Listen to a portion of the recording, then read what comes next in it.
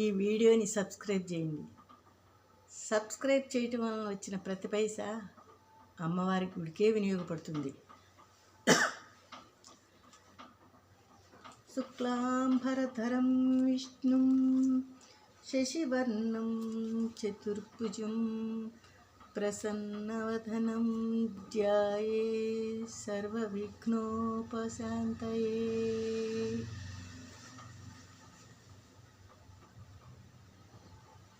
శుక్లాంబర ధరం, తెల్లని ఆకాశాన్ని వస్త్రంగా ధరించినవాడా.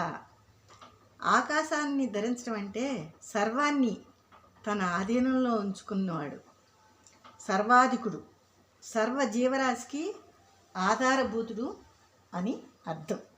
విష్ణుం, విష్ణుమంతటా వ్యాపించి ఉన్నవాడా, విష్ణు స్వరూపుడా. శశివర్ణం, శశిము అంటే కుందేలు, శశి అంటే కుందేలు లక్షణం కలవాడా. కుందేలు లక్షణం అంటే నేల మీద గాలిలో గెంతుతూ నడుస్తుంది కుందేలు.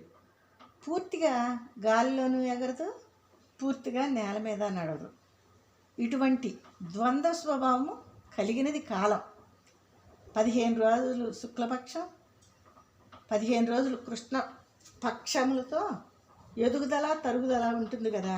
అటువంటి కాలాన్ని తన వశంలో ఉంచుకున్నవాడా, కాలాతీతుడు. చతుర్భుజం, 4 భుజములు కలిగినవాడు.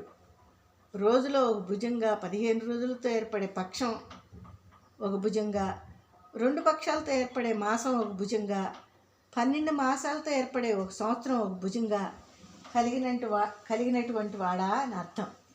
ప్రసన్నవదనం, గజాలన్నిటికీ రాజైన గజశ్రేష్ఠుడు ప్రసన్న అని పేరు గల అటువంటి గజశ్రేష్ఠుడు ముఖం కలిగిన వాడా. ధ్యాయేత్, ధ్యానించుచున్నాను. సర్వ విఘ్నోపశాంతయే, సర్వ విఘ్న ఉపశాంతయే, సర్వ విఘ్నాల నుండి ఉపశాంతిని కలిగించమని, సర్వ ఆటంకాలను ఎదుర్కొనగలిగిన మనోధైర్యం కలిగించమని నిన్ను వేడుకుంటున్నాను తండ్రి.